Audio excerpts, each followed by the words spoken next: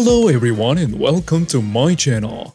My name is Crown and today we are going to have some more stories that I hope that you will enjoy. But before we start, it would be so much appreciated if you would subscribe to the channel, like the video if you enjoyed it, and maybe leave a comment down below. These simple clicks would mean a lot to the future of this channel and really reward the effort that I put in every day. And now, without further ado, let's go! In 2005, I worked as a research assistant through a temp agency at an industrial refrigeration company. I had been there about 6 months, had created new innovations to help make the research technicians' jobs easier, and found a problem in an ice maker that saved the company millions in service calls and buybacks. McDonald's was their largest client. The research technician I worked for was a senior technician. He was a funny guy, but had a large ego. Been with the company since graduating high school a little over 30 years. He was 49 at the time then. And the only reason I remember was because they held a 50th birthday party for him. Remember that. After that party, he came in on Monday morning bragging about taking a drunk female coworker home. And about other things they did. His conversation was overheard by another coworker that was trying to go out with that female. A few days later, I was called into the HR to give a statement.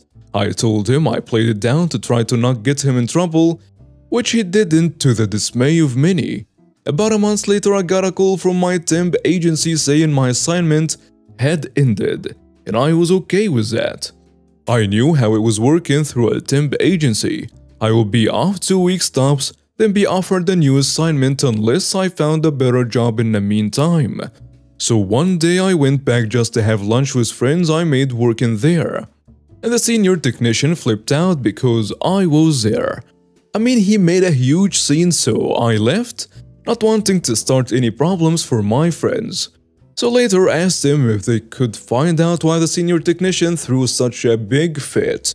They found out the senior technician had ended my assignment because I participated in the investigation a month earlier, even though I covered his rear as much as possible without lying to them. He had made up a pack of lies to tell his boss and only waited so it wouldn't look like retaliation. The man had a big mouth, so couldn't help but to brag about how I got railroaded. So I was rather upset, to say the least. At the time, that was one of the best jobs I ever had. It had great people. Even the senior technician didn't seem like a bad guy at all. What the senior technician had also forgotten is that I know most of his dirty secrets. I had a flash drive. At the time, they didn't have a cloud or a server to store documents, and you used multiple computers depending on which lab you were in. I hadn't reformatted it yet, and it had all my Word and Excel files. So I fired off a few emails to his bosses showing where he had manufactured data on tests he had performed. All with the data sets I still had. And it led to an investigation into him. He tried to explain it as just a disgruntled ex-employee, which yes, I was. But facts are facts, and I had been stabbed in the back. He even contacted me asking why I was doing this. Why was I lying to get him in trouble? What? Wait 1 second. Who lied about who here? And I told him as much in very profane language. What really happened is over his time with the company, he had held many positions, including sales. He made a bunch of relationships, and when some of these friends wanted units, they would contact him. He would then take new units off the line for testing, then sell that unit as damaged at a used price, plus a generous finder's fee. Still well below retail. When he sold the units, I had to keep a spreadsheet with model numbers, serial numbers, tests performed, sale date, price, and location. I would send them to him weekly because some of them were legit tested models as well. Then he would turn it in after he altered the dates to make it look like he had enough time to run the tests or try the new experimental parts. They were still skeptical until I bought up a cow print cooler they had been looking for before I left. It was a custom build for a well-known national ice cream company, and it had vanished. So I told them where it was, and that if they went to that location, They would also find 3 brand new units still with the factory solder pipes. Needless to say, there was a new senior technician soon after. I was offered my old job back but declined since I had a new full job time. I stayed in contact with some of my friends there for a time, and about a year later, I heard the old senior technician had lost his house, his new trunk that he had spent thousands customizing. He also lost his retirement that he had earned after 30 years. He missed out on the 6-month severance everybody got when the company was bought out. And that location closed only about a month after he left. But wait, there is more. The icing on the cake. The place I went to after that had an employee interview panel for potential candidates. This was about 3 years after the matter, and who walks into the interview? Yep, you guessed it. He had applied for one of our 4 openings since we were expanding. We made eye contact. I smiled like the Cheshire Cat, and he looked bored to see me. I gave him a fair interview, but in discussion, did convey that he had transpired years earlier. However, the application pool was pretty poor that round, and he had technical experience we needed, so they did offer him a position, which he thankfully turned down. I always believed and hoped it was just because of me.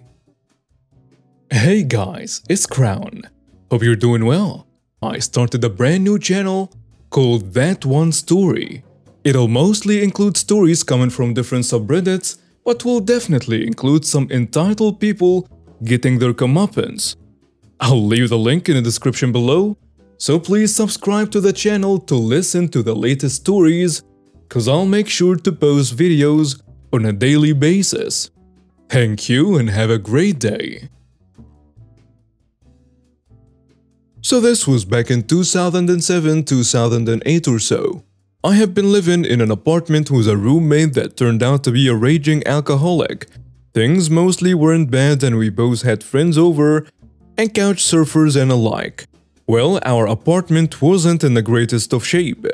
Some airsoft divots in the walls from a few jerk friends, carpet stained and dirty, but they were old when we moved in, and so on, but nothing that wasn't repairable. It comes to move out. We have a few weeks left in. I'm at the apartment maybe 3 or 4 days out of the week, and spending the others at my grandparents' house. I got sent to work at a secondary work location, and that made more sense than driving 45 minutes each way. So in my time at the apartment, I'm spending time packing everything I own into my little 90s Mazda Protege, getting ready to move to AZ, and dealing with vacation time and transferring outside my district for work. On top of all of that, I'm spending a ton of money cleaning, patching holes and so on. I leave for a few days and come back to an empty apartment. There are bags full of empty bottles and cans in the kitchen nearly waist deep, and a beautiful hole punched in the wall near the bathroom stuffed with bendy straws. So I take care of all of that, get the stuff to patch the hole, and then leave for a few more days of work knowing that I would have to be back for the walkthrough inspection the day after my last work day. I'd messaged my roommate and told him he needed to get color match paint and paint over the repairs that I did to the hole, and he didn't do it. So I show up at the apartment with a couple hours to go until the walkthrough in order to polish up on any little things, only to find he never painted the only thing I asked him to do, and it's not done. So I run to Ace, get the paint over, and open all the windows so the smell can dissipate. Then the walkthrough happens and they say they can smell the fresh paint but cannot tell where it is. So I must have done one heck of a repair job. Damn right. And now cue the bitty revenge. When we got the deposit back, it was sent to me.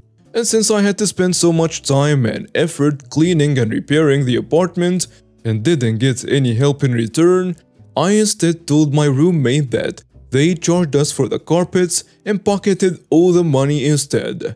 It wasn't a lot of money, probably about half what I would have been paid as a handyman doing the same repair work. My father died 20 years ago and left me a tiny cabin house. He loved that place, built it himself and tended to it religiously. After he died, I couldn't find it in my heart to visit because every rock on the wall, every flower reminded me of him. My mother never cared for it even when my dad was alive, so within a few months, I realized that it will be a while before either of us will be ready to spend time there again. As such, we called up the electricity, telephone, and water companies to shut off services to the cabin until further notice. While other companies complied without an issue, the water company decided this request could be made only by the person whose name was on the bill. Mind you, their fee due to zoning and a well on our property was less than €2 a month. Repeatedly faxing the death certificates as well as the next of kin transfer of the title got us nowhere. Dozens of calls per month. Several emails, in-person applications, smoke signals, interpretive dances, telepathy and so on.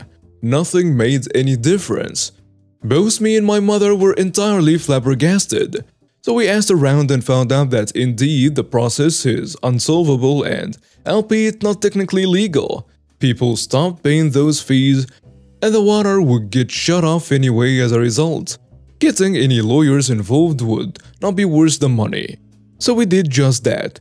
Discontinued the connected bank account and never gave it another thought. 2 weeks ago, while at my family house, I got a call from the water company. They were closing inactive accounts at the 20-year mark. My father's cabin was up. They did, however, tell me that 1. There was a pending sum of €11.93 to be paid for the account to be closed. And 2. The account owner themselves had to make the application to close the account. Once again, I mentioned the whole, he's dead spiel and almost passed over to a supervisor. But in reminiscing demonstration of absolute absent-mindedness/stupidity, the response I got was, unfortunately, they have to show up in person, as we need a paper copy for accounts older than X years. Otherwise, we cannot proceed. Now, I don't know how widely common this is, but in my country, you rent the burial site/grave in 3 to 5 year increments.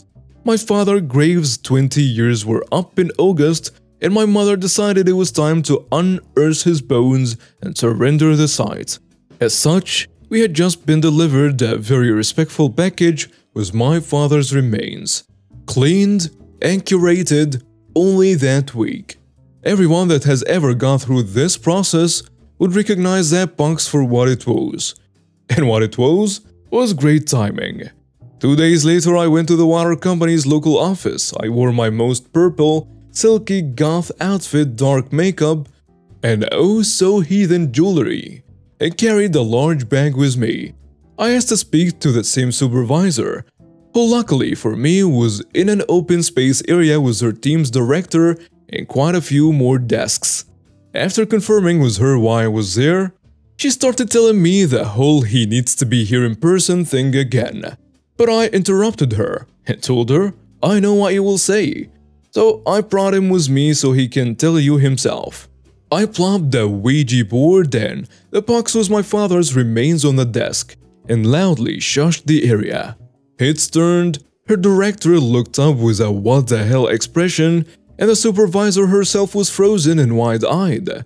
I placed my hands on the Ouija board and just as loudly started asking my father's spirit to communicate with me, show me a sign he was there with us, and reach out to me from the grave. Everyone was silent. People walking by the door stopped and stared. I threw a few "Papa, can you hear me?" in there as well, for dramatic effect. In comedic timing that happens only once in a lifetime, I think a pin or something small fell down from someone's desk behind me, which against the silence was quite startling. Excitedly, I moved my hand to yes and proclaimed I needed his help in the form of his signature from the beyond, in order to, well, close this account. Finally, the director snapped out of it and came over with an "Alright, I can help you over here. I think this is enough." But hell no, it wasn't. I started gathering my things as I laid into him, How asking to speak in person with an indisputably dead man for over 20 years was beyond stupid. And if I had to put up with her idiocy, they had to put up with the process required to get a hold of him. I also mentioned that denying someone's legal title claim was lawsuit-worthy. So he immediately changed his tune that I could of course close the account. He tried to bring up the fee, but I cut him off with a "don't even think about it" and walked out. It's still early, but so far there has been radio silence. My mother thanked me for handling it. But when I suggested she should write to someone higher up about this, she just said meh. Not worth it, it's over now. What a missed opportunity for a water under the bridge comment. And now we have reached the end of today's stories. Thank you for watching and see you next time.